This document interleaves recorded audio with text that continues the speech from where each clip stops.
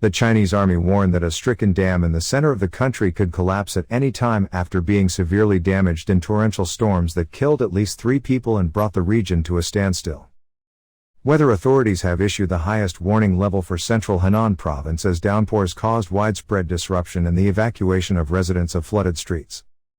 On Tuesday evening, the regional unit of the People's Liberation Army warned that the relentless downpour had caused a 20-meter breach in the Yihetan Dam in Luoyang, a city of around 7 million people, with the risk that it may collapse at any time.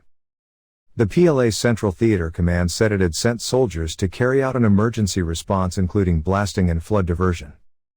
On July 20, a 20-meter breach occurred at the Yihetan Dam. The riverbank was severely damaged and the dam may collapse at any time, it said in the statement.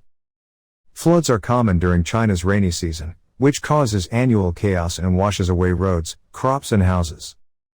But the threat has worsened over the decades, due in part to widespread construction of dams and levees that have cut connections between the river and adjacent lakes and disrupted floodplains that had helped absorb the summer surge.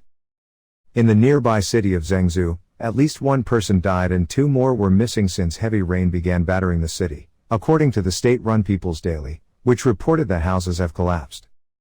Local media reported that 2 people died when a wall collapsed in another district of the city.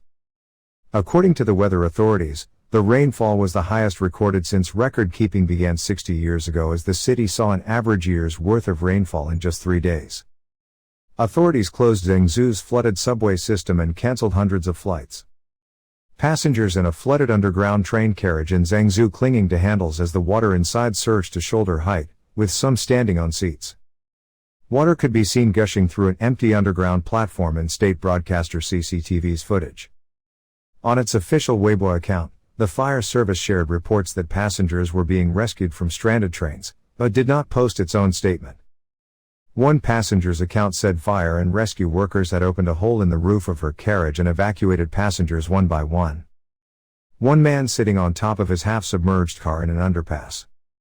More than 10,000 people had been evacuated as of Tuesday afternoon, said provincial authorities, warning that 16 reservoirs had seen water rise to dangerous levels as downpours ruined thousands of acres of crops and caused damage amounting to around $11 million.